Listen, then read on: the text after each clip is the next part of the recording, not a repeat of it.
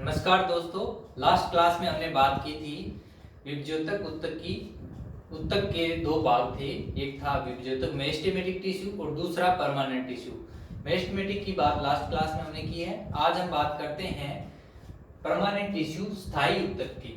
Permanent tissue है, उसके तीन भाग है, तीन प्रकार हैं। एक है सरल उत्तक, सिंपल टिश्यू, दूसरा है जटिल उत्तक, कॉम्प्लेक्स टिश्यू, और तीसरा है स्पेशल टाइप्स ऑफ टिश्यू, विशिष्ट उत्तक। सबसे पहले सरल उत्तक क्या है? एक ही प्रकार की कोशिकाओं से जो मिलकर बना उत्तक, या फिर जिस उत्तक में एक ही प्रकार की कोशिकाएं होती है, वह सरल उत्तक है। दूसरा कॉम्प्लेक्स टिश्यू, जटिल उत्तक, एक से अधिक प्रकार की कोशिकाओं से जो उत्तक मिलकर बनता है उसको जटिल उत्तक कहते हैं। तीसरा प्रकार विशिष्ट उत्तक। जो जटिल उत्तक है यह गेमेटोफाइट्स में एब्सेंट होता है, गेमेटोफाइट में जटिल उत्तक नहीं होता है। पहले बात करते हैं सिंपल टिश्यू, सरल उत्तक की। सरल उत्तक है उसको तीन भागों में आगे वर्गीकृत किया गया है। पहला है मर्दूतक या पेरेन्काइमा सरल उत्तक, दूसरा है स्थूल कोणोत्तक कोलेनकाइमा, और तीसरा है दृढ़ उत्तक स्क्लेरेनकाइमा। जो मर्दूतक है इसकी खोज या इसका नाम है वह एन ग्रू ने दिया था। दूसरा कोलेनकाइमा, कोलेनकाइमा को स्लीडेन ने दिया था। कोलेनकाइमा या स्थूलकोण नाम या पद स्लीडेन ने दिया था। तीसरा स्क्लेरेनकाइमा दृढ़ उत्तक है, इसको मेटेनियस ने दिया था, मेटेनियस ने दिया था।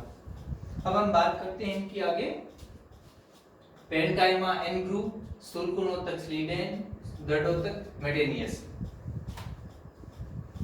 जो मर्दूतक है यह है क्या है? फंडामेंटल टिश्यू है, आधारभूत उत्तक है।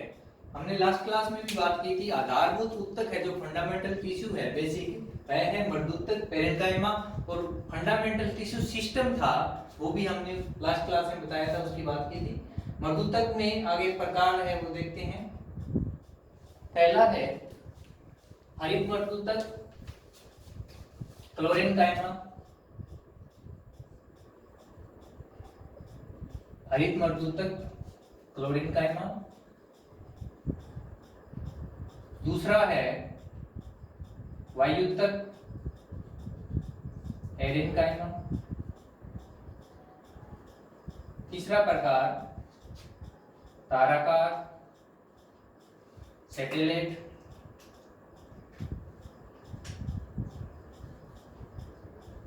अगला प्रकार है इसमें छड़ या दीर्घ मर्दूतक, प्रोसेन काइमा। हरित मर्दूतक, वायु मर्दूतक, ताराकार, छड़ मर्दूतक। नेक्स्ट है इसमें विचित्र कोशिका, विचित्र कोशिका इडियोब्लास्ट, इडियोब्लास्ट। लास्ट है जो सिक्स्थ, वह है श्लेष्म मर्दूतक, श्लेष्म मर्दूतक या श्लेष्मीय मर्दूतक, म्यूसिलेजिनस, म्यूसिलेजिनस पेरेन्काइमा। अब इनको देखते हैं। सबसे पहले है हरित मर्दूतक क्लोरेनकाइमा। जो पौधे हैं उनकी जो पत्तियों में हरित उत्तक पाया जाता है। इसके अंदर फोटोसिंथेसिस, प्रकाश संश्लेषण होता है जिससे भोजन का निर्माण होता है। दूसरा है वायुत्तक एरेनकाइमा।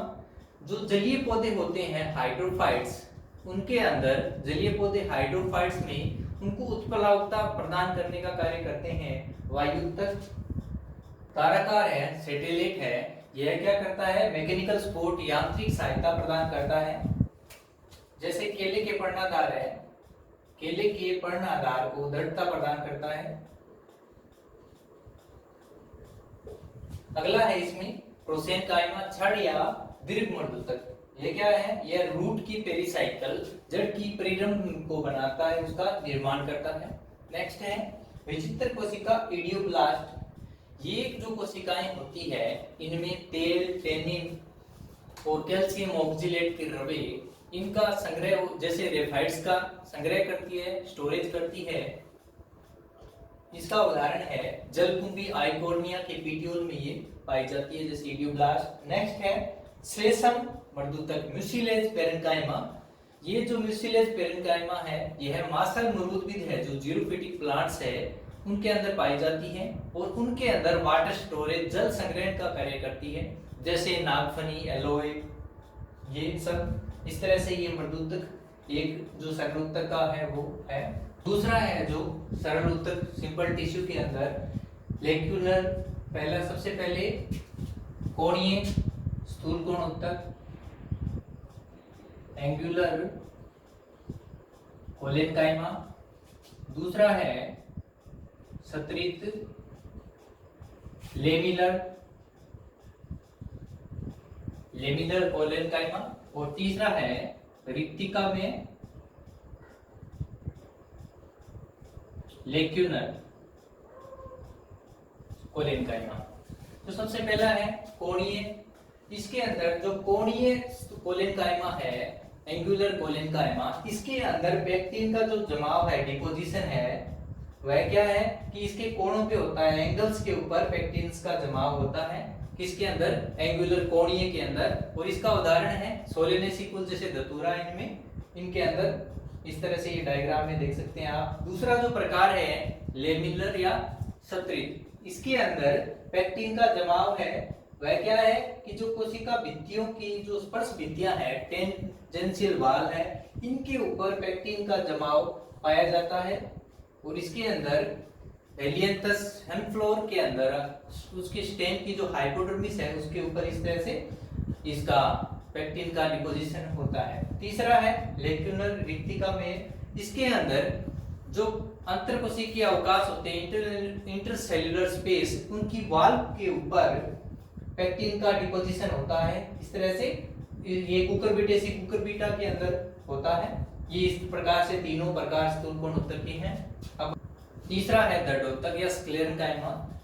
इसके अंदर तीसरे में यह डेड मैकेनिकल टिश्यू है। यह क्या करता है? मैकेनिकल सपोर्ट, यांत्रिक सहायता है यह प्रदान करता है। जो दंडोतक है स्क्लेरेन्काइमा, इसके ऊपर लिग्निन का डिपोजिशन होता है, लिग्निन का जमाव होता है इसके ऊपर। यह किसने दिया था? मैग्नीज ने दिया था। इसके दो प्रकार हैं, एक है दंडोतक रेसे या तंतु स्क्लेरेन्काइमेटस फाइबर। दूसरा है अस्थिल स्क्लेरिड्स या स्टोन सेल्स, स्क्लेरिड्स या स्टोन सेल। सबसे पहले देखते हैं दंडोतक रेसे स्क्लेरेन्काइमेटस फाइबर। जो दंडोतक रेसे हैं ये भी आगे तीन प्रकार के हैं मुख्यतः। ये पहला प्रकार है इसमें सरफेस फाइबर सतही रेसे, दूसरा है बास्ट फाइबर या फ्लोएम रेसे और तीसरा है जाइलम फाइबर या वुड फाइबर। आगे अस्टिल या स्क्लेरिड्स सेल्स जो स्टोन सेल्स है ये भी आगे कई प्रकार की बताई गई है होती है।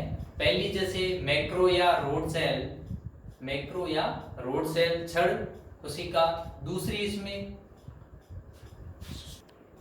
दूसरी है स्टोन या पत्थर कोशिका या ब्रेकी। और इसमें ये और है तारेनुमा एस्ट्रो। और एक और इसी तरह से इसके अंदर है बोन कोशिका हो गई, स्टेर हो गई, एक हो गई ट्राइको हेयर सेल्स। इस प्रकार से ये इसकी कोशिकाएं हैं स्क्लेरिड्स की। दूसरा है जटिल ऊतक कॉम्प्लेक्स टिश्यू। जटिल ऊतक है वह जाइलम और फ्लोएम से मिलकर बना होता है। पहले जाइलम के भाग, जाइलम के प्रकार, इसमें कौन कौन से कंपोनेंट है, घटक है जिससे जाइलम बनता है। पहला है वाहिनिकाएं, वाहिनिकाएं ट्रेकिट्स। दूसरा वाहिकाएं, वाहिकाएं वेसल्स। तीसरा है इसमें जाइलम या कास्ट मर्दूतक,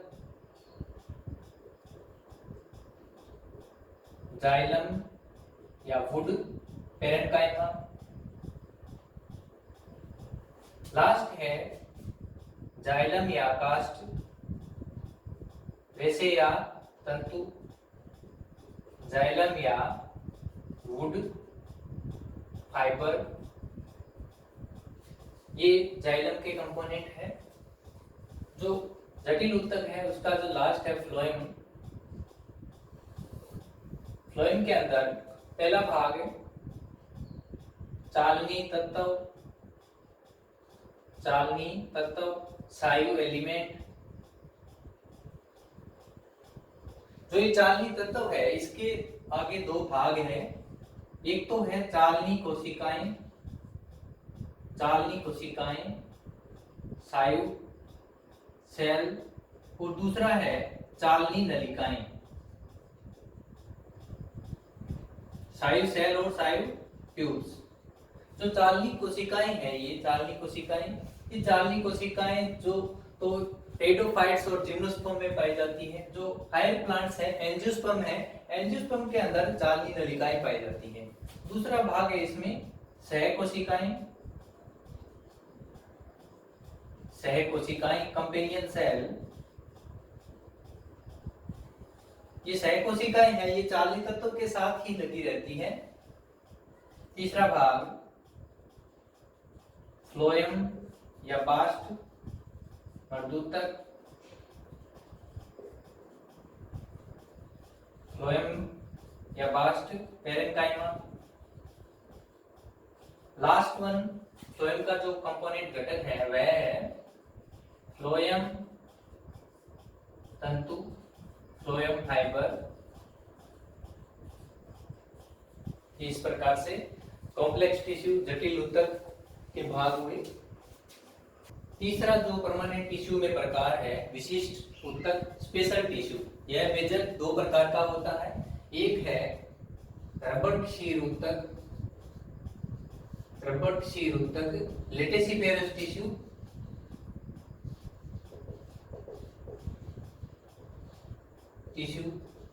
और दूसरा है ग्रंथिल ऊतक, ग्लैंडुलर टिश्यू, ग्लैंडुलर टिश्यू। जो ग्रंथिल ऊतक है इसके आगे दो भाग हैं, एक है बाहरी ग्रंथिल ऊतक एक्सटर्नल ग्लैंडुलर टिश्यू, और एक है आंतरिक ग्रंथिल ऊतक इंटरनल ग्लैंडुलर टिश्यू। एक्सटर्नल और इंटरनल ग्लैंडुलर टिश्यू। इधर देखते हैं हम रबर क्षीर ऊतक को, लेटेसिफेरस टिश्यू। ये जो लेटेसिफेरस टिश्यू है इसके आगे दो प्रकार है, दो भाग है। लेटेसिफेरस टिश्यू में एक तो पाई जाती है रबर क्षीर कोशिकाएं, रबर क्षीर कोशिका,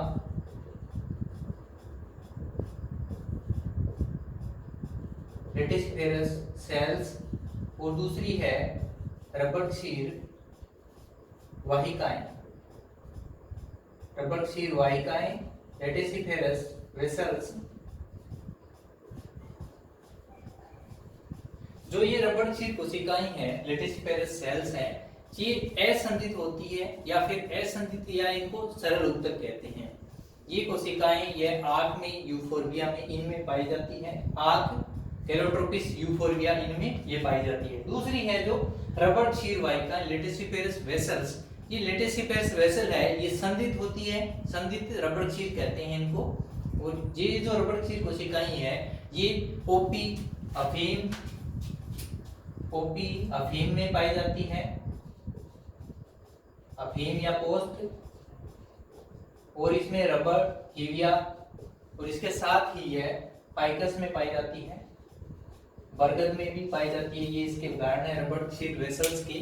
ये इस प्रकार से हमने परमानेंट टिश्यू में तीन भाग पढ़े, सिंपल टिश्यू, कॉम्प्लेक्स और स्पेशल टिश्यू जटिल ऊतक। ये इस प्रकार से हमारा प्लांट टिश्यू का जो आउटलाइन स्ट्रक्चर थी वो पूरी हुई। तो आई होप आपको ये पसंद आएगा। धन्यवाद।